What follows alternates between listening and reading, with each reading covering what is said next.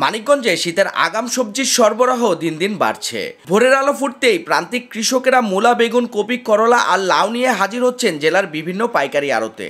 কৃষকেরা বলছেন, মাঝে বৃষ্টিতে কিছু ক্ষতি হলেও এখন পর্যন্ত সবজির দাম ভালোই পাওয়া যাচ্ছে। ক্ষেত থেকে সবজি তুলে সরাসরি আড়তে বিক্রি করেই লাভ উঠছে হাতে। হলো নাই শাক, বেগুন, কপি এবং সিম, মিষ্টি কুমড়া এবং অন্যান্য জাতীয় আরও জিনিস বুনি, জাংলা জাতীয় করি। এখানে ইভিরা মোটামুটি আল্লাহ দিলে ভালোই ফসল এটাই পাইছি। 333 আছে এই জায়গা, বিক্রি করলাম 2900 টাকা। বর্তমান আল্লাহ করলে খুশি আছি, এখন বর্তমান বাজার ভালোই আছে। কপি তো বুনছি 30%।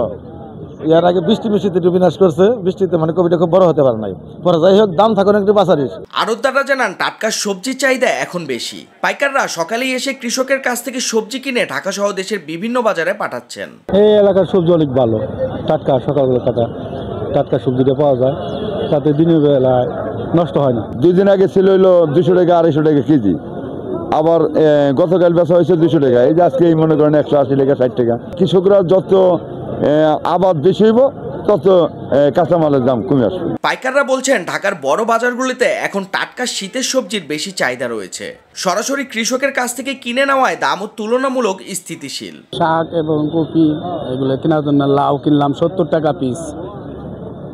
এখন বাজার একটু বেশি, আমাদের বিক্রি করতেও এরকম সমস্যা হয়ে যায়। দাম বেশি দিয়ে কিনলে, বেশি চাইলে বলে এত দাম কেন হয় আর কি, খরচা থেকে 1000 টাকা টিকার যায়।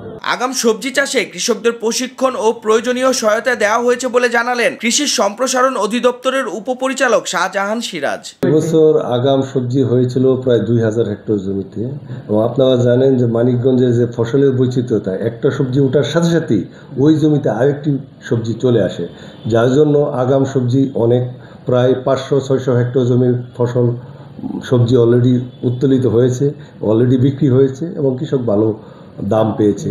এবং যে জমিটি খালি হয়েছে সেটি আবার পুনরায় শীতকালীন সবজি আবাদের কৃষকরা প্রস্তুতি নিচ্ছে। মানিকগঞ্জ জেলায় এবার সবজির উৎপাদনের লক্ষ্যমাত্রা ধরা হয়েছে 10,950 হেক্টর জমিতে। সরবরাহ পর্যাপ্ত থাকলে বাজারে স্থিতিশীলতা ফেরার আশা করছেন কৃষক ও আড়তদাররা।